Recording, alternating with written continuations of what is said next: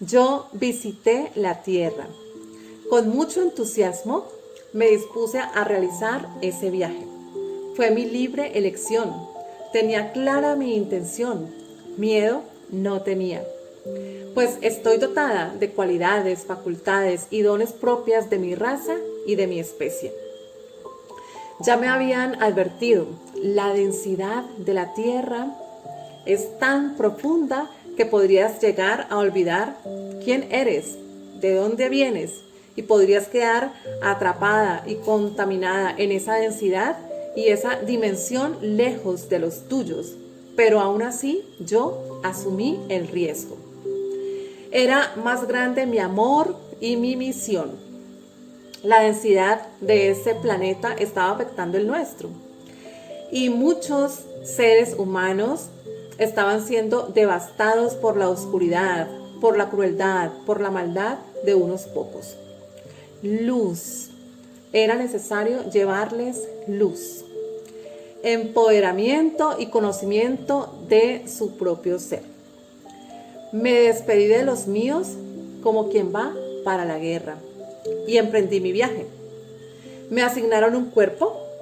Escogí un cuerpo de mujer por la sensibilidad que tiene. Escogí una familia con vibraciones, facultades y misiones similares a las mías. Antes de nacer estaba muy atenta y consciente, repitiéndome una y otra vez la misión que me llevó a ese planeta. No quería olvidarlo, aunque para mí era imposible que esto pudiera suceder. Llegué a la Tierra un 19 de octubre de 1971, fecha de la Tierra. Y cuando nací, mi mente se quedó en blanco. Pasaron 13 años terrenales, ¿se imaginan? En aquella época me gustaba contemplar el cielo a las 6 de la tarde, justo cuando las estrellas empezaban a hacerse visibles. Y a cada estrella que iba saliendo, le preguntaba, ¿para qué estoy aquí? ¿Cuál es mi misión? ¿Qué vine a hacer acá? Eran preguntas que siempre me hacía y esperaba encontrar una respuesta en las estrellas. A mis 14 años empecé a sanar a través de las manos. A mis compañeras del colegio las iba sanando cuando tenían algún dolor. Les daba energía, pero eran actos inconscientes que hacía de manera natural y sin ningún reparo. A mis 16 años empecé a ver imágenes en mi mente, imágenes de personas bajo escombros, con caras de terror.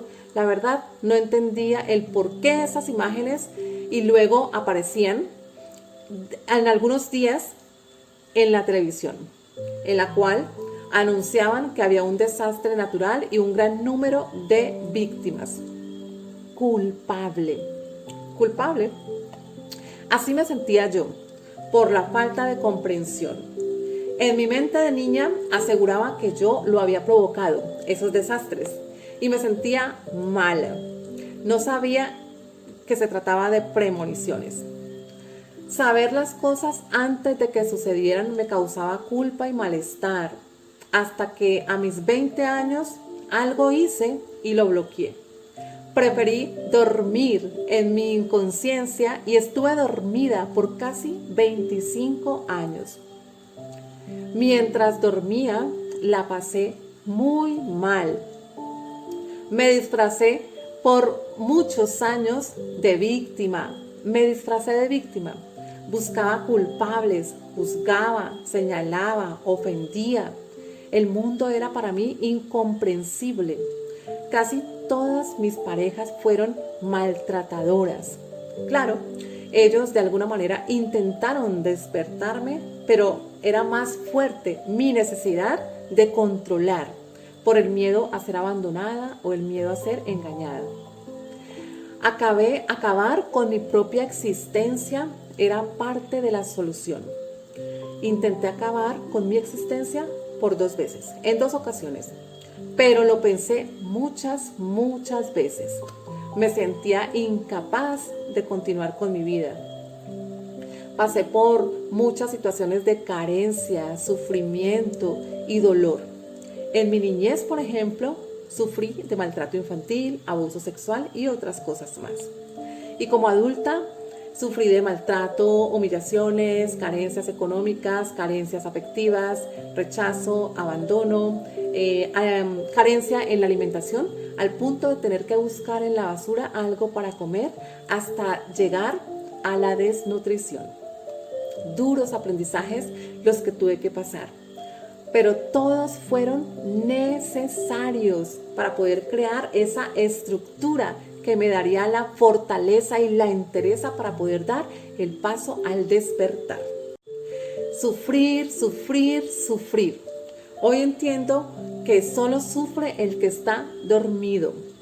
Así es, solamente sufre el que está dormido. Porque cuando tú estás despierto, te das cuenta que toda situación tiene una buena razón de ser. Que la preocupación o la angustia son innecesarias. Te das cuenta de que el resentimiento, la queja, la rabia o el odio es propio de un no reconocimiento de nuestro verdadero ser. Si yo no me conozco, odio. Si yo no me conozco, siento rabia. Si yo no me valoro, siento envidia o complejo de inferioridad. Cuando yo soy irresponsable, busco culpables. Estas emociones son autoatentados que nos hacemos. Son emociones que demuestran claramente nuestra falta de amor propio. En la tierra existen dos mundos. Eso pude yo percibir. Uno de los mundos es un mundo en el cual es un mundo falso. Uno de ellos es un mundo falso. Un mundo en el cual te muestran situaciones ajenas que te causan dolor y te incitan a sentir pesar, que es una vibración baja. Es un mundo en el cual te invitan al sufrimiento y te hacen creer que sufrir es de almas buenas. Hasta caes en el victimismo y de allí es muy difícil salir. Yo estuve en el victimismo. En la otra cara de la moneda de este mundo falso están las situaciones que te hacen sentir miedo. Miedo al abandono, miedo a perder a un miembro de tu familia, miedo al trabajo, miedo a no lograr tus metas, miedos. Pero hay uno de los peores miedos, que es el miedo a la muerte. ¿Te imaginas? Miedo a la muerte. Muchos usan el miedo para someter, controlar. Tanto es así que han inventado religiones y dogmas que nada tienen que ver con el amor. Todo esto genera un comportamiento en los humanos de una lucha constante hasta desgastarse, presentándose muchas veces la rivalidad, la competencia, y con esto se va creando la dualidad, la polaridad, la desunión, y se sienten separados el uno del otro. El otro mundo que existe es el que cada uno va creando. A medida que los humanos se empiezan a conocer, que empiezan a reconocerse y a ser conscientes de la luz que cada uno emana y a descubrir sus capacidades, sus dones, sus cualidades, virtudes, agilidades extrasensoriales. Cuando los humanos descubren todo esto, todo cambia, porque ya no son gobernados por la energía densa, como es el miedo o el sufrimiento. Ellos empiezan a elevar su vibración y a manifestar lo que desean en su realidad. Se vuelven creadores. Realmente, la guerra que existe en la tierra pareciera que fueran entre unos contra otros. Pareciera. Desde afuera se observa que hay dos bandos o más bandos en guerra, pero cuando tú estás allí en la tierra, entre ellos, te das cuenta que la guerra es consigo mismo por desconocimiento propio. Es como que si ellos estuvieran combatiendo y luchando por la luz, sin saber que ellos ya son luz.